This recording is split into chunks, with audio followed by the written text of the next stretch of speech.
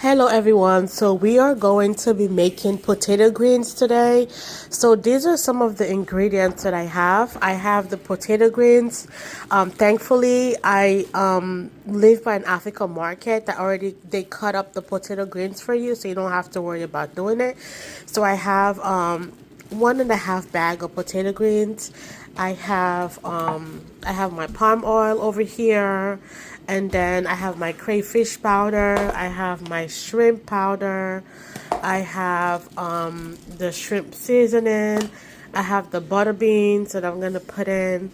Over here I'm getting ready to blend some peppers, the ogiris over there, onions, and I have the hot pepper.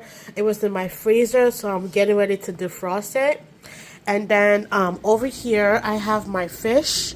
It's already, I boiled it and I'm getting ready to pick it, take all the bones out. I have more fish steaming over here.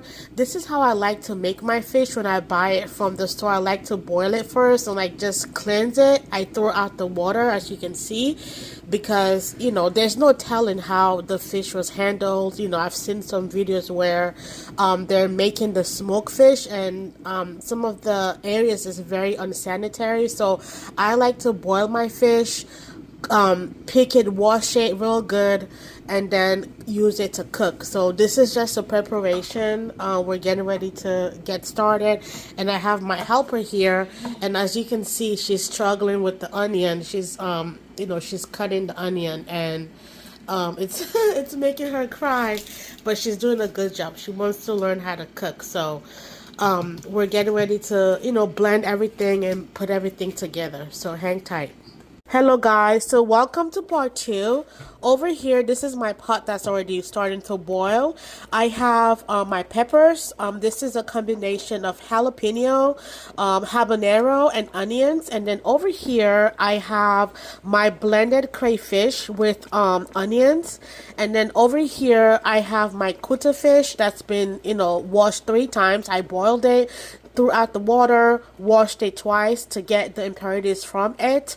And then over here, like I said, it's my crayfish. It probably looked weird or different from the way you're probably used to seeing crayfish, but basically what I did was I blended it with onions because I love the smell of crayfish. I love the flavor and the taste that it brings to food, but I don't like how it looks sometimes because it looks very rough, like you can see a lot of bones and stuff like that. So I prefer to just blend my crayfish to make it into a smoother paste. So I'm just gonna blend everything here, and then I'm going to cover the pot and allow all of these flavors to blend together. And then again, it's not for too long because I already cooked the fish, so I don't have to wait long for it to boil together. And I like maybe 99% of the time, if I'm cooking, I'm only using fish because I just don't like meat. Well, not that I don't like it, I just don't like the way meat is usually handled in America. There's a lot of chemicals, and it's a long story with meat and the way it's handled. So my preference is to cook with fish, and specifically African smoked fish. As you can see, I have more fish over here. I'm gonna use this for something else. I'm going to make a bulgur pilaf, and I'll upload that video. So this is my kini fish. It's a different type of fish that I'm using for the potato greens, but that's the kini fish over here. But in here I have my kuta fish. Everything is boiling. I haven't put any seasoning yet. I'm gonna come back and do that later, but right now I'm just more focused on allowing the peppers and the crayfish and the kuta fish to just blend in, and then I'm gonna come back and add my my palm oil, my butter beans, and everything else. You will see that part soon in part 3. Alright guys, so welcome to part 3. As you can see, my pot is boiling. In there I have the kuta fish, the ogiri, the peppers, the onions. Everything is boiling real nice. So now I'm going to open it. Ooh, sorry. So now I'm going to open it. I'm going to add my shrimp seasoning. This is what I'm using. I'm just using one of it.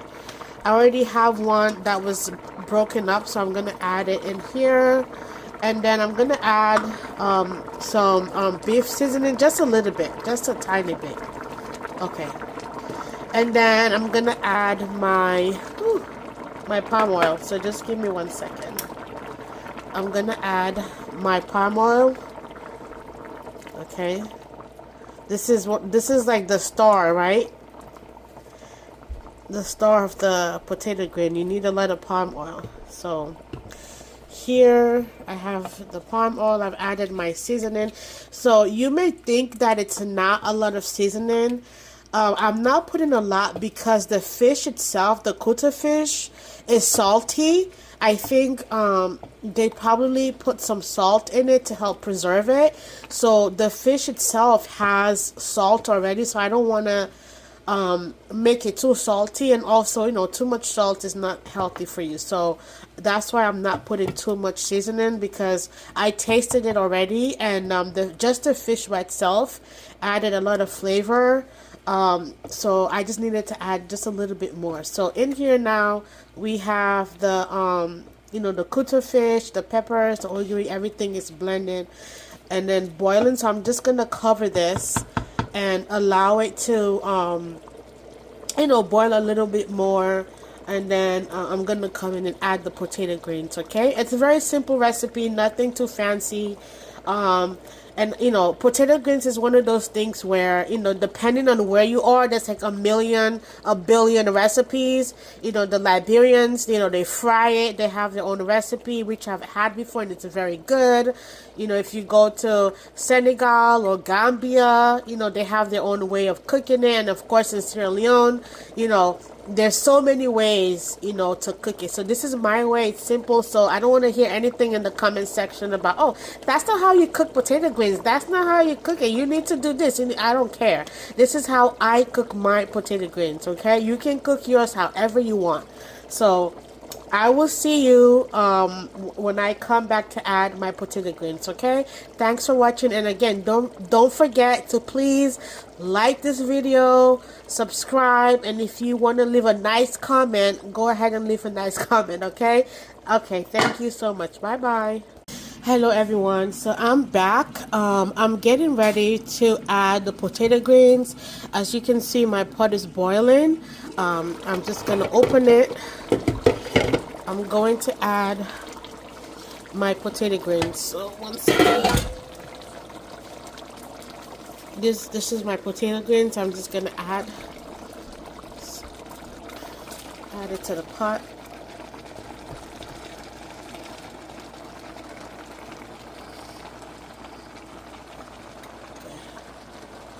It may look like it's a lot, but it's, you know, once it boils down, it's gonna shrink in size.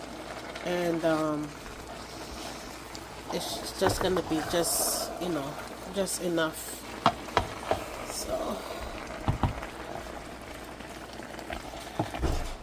okay, sorry guys, I'm trying to video while also trying to mix, so just bear with me.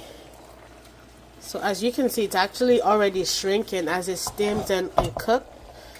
It's gonna shrink in size. So I'm just trying to mix it so I can combine everything.